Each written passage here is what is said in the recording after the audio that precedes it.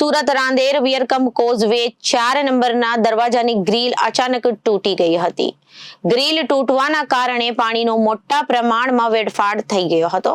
તંત્રની બેદરકારી સામે આવી છે। નહીવત વરસાદમાં ગ્રીલ તૂટી પડતા ઉપરવાસમાં સારા વરસાદને કારણે હાલ કોઝવે વાહન ચાલકો માટે બંધ કરાયેલ છે।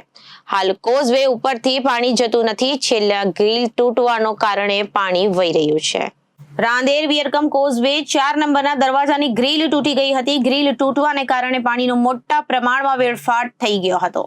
તંત્રની બેદરકારી સામે આવી છે। નહીવત વરસાદમાં ગ્રીલ તૂટી પડતા ઉપરવાસમાં સારા વરસાદને કારણે હાલ કોઝવે વાહન ચાલકો માટે બંધ કરાયેલ છે અને હાલ કોઝવે ઉપરથી પાણી જતું નથી, છતાં ગ્રીલ તૂટવાના કારણે પાણી વહી રહ્યું છે।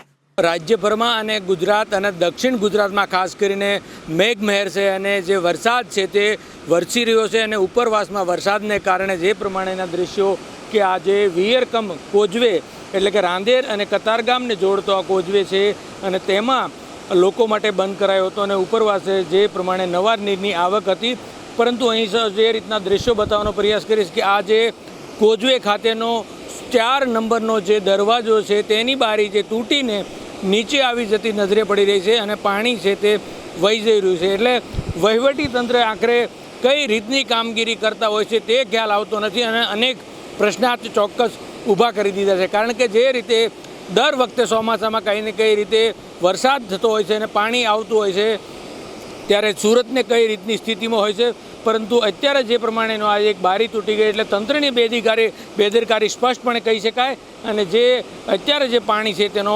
વેડફાટ થતો આ રીતે નજરે પડી રહ્યો છે। ત્યારે જોવું રહ્યું કે આ તંત્રની બેદરકારી કોના દ્વારા કરવામાં આવી હતી અને આગળ પાણી છે એને કઈ રીતે બચાવવામાં આવશે તે સૌથી મોટો સવાલ છે। કારણ કે પાણી છે એ મહત્ત્વનો રોલ અને ખાસ કરીને જીવનમાં પાણીનો એક અહેમ ભાગ છે, ત્યારે આ રીતે પાણીનો વેડફાટ અને તંત્રની બેદરકારીની એક નિષ્ક્રિયતા ચોક્કસ દેખાઈ રહી છે।